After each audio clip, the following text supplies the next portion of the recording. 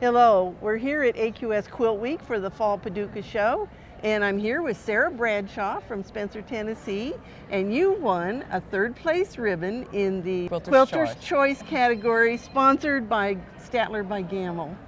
Congratulations. Thank you, thank you. Have you entered our show before? I have. This is the third time that I've entered and actually made it into the show. And this is your first win? First win. Yes. Well, you know, now you've broken the ice. Now you know you need to keep entering your quilts, don't you? I hope so, I hope so. Yes. Well, this is such a fun quilt.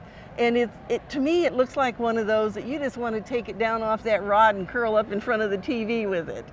That's kind of the whole point of it. I wanted it to have a lot of texture and to, you know, tactile. And not be perfect. And not be perfect. I wanted it perfectly imperfect. Well, so I know you started with making this quilt.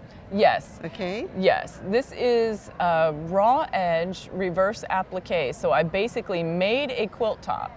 And the focus of the quilt top itself was the color gradation. I wanted the color to feel like it was moving and changing as it went up. As if the light's coming down on it, it would obviously be lighter at the top. Like sure. When it filters through water, as light filters through water, but moving. So I made the quilt top, and then I covered the whole thing with a light color, with this, it's a very, very light cream color, and kind of freehand drew some ovals on there.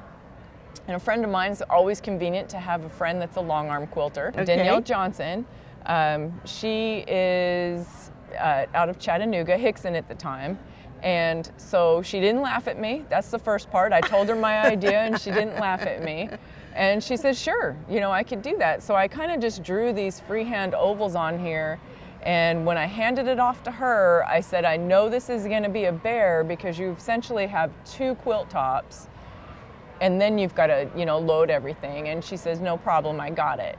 And I said, just make them freehand. You don't have to follow the lines exactly. When you go around these ovals, at least twice to make sure it's sturdy, because I knew I'd be cutting about a 1/4 inch away from those lines. So it doesn't have to be exactly twice. It can be third. I don't care if they match up. So if you look at it close, you know, they don't always match. And sometimes they jump to the next one and leave a line, which at a small local show, a judge actually dinged me for. Oh gosh, she didn't get it, did she? She didn't get it. And she also told me I needed to trim it up a little more. So well, but you know what I think is really fun is the fact that you didn't make all of these boxes uniform. That would have been really boring. Because the different shapes, the different size, I mean, that one right there kind of looks like a bottle to me.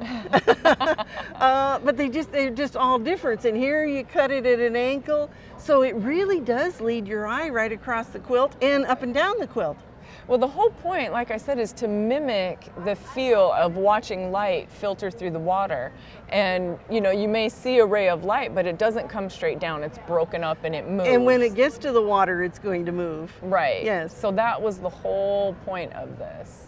And then, okay, so after you cut all the holes, after it was quilted, then how did you go about with the big stitch quilting by hand? Well, I cut everything first, but I saved the last step is actually washing it. So I just cut them first, so I still had a fairly flat, clean surface to work with, and kind of pulled a little bit, so I have like these weird little strings coming off.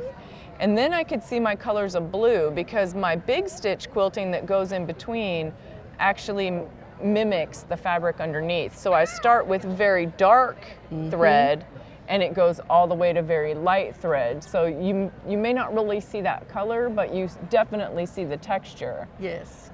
So that's what I did with the thread, and it changes. I have everything from a 5, which is a very thick, heavy pearl that adds a lot of texture and a lot of punch, to a very thin 12, and I just sort of intermix those as well. And so you use pearl cotton? I did, yes, pearl cotton. There's a couple, I have a little bit of Sulky Petites in there, which is like a 12 weight thread and has a teeny bit of a shine to it. So I have a little bit of that in there, but most of it is pearl. Okay, well, it's a fun quilt, and like I said, it's one of those that you really do want to wrap up in. Well, I love it. I mean, that comes in the last step, so it's actually kind of scary, because your final step is washing this thing. Yes. And, you know, I did hand wash it in a tub with numerous color catchers. Even though I pre-washed my blues, I didn't want to take any chances. and then you throw it in the dryer. And when it came out, it was just wonderful. And that's what I wanted. I wanted this crazy. Well, yes, and how the edges kind of turn all different directions. Yeah. And just Fun that quilt. texture. All right. Well, congratulations again. Thank you. Thank you. And I just hope you'll keep on entering. Now that you know that you can win when you enter, we Especially need to see with, more. Especially with the quilt, that every time I went to go pick it up at one local show, and they went, "Oh, you're the lady with the weird quilt." So yeah, this was very reassuring for me. Well, now you know it is okay to be weird, isn't it? And we hope that you'll enter a quilt in an AQS Quilt Week show. And the rules are all available right now at quiltweek.com. Just click on the contest tab. And if you don't enter a quilt, we hope we'll see you at a show very soon.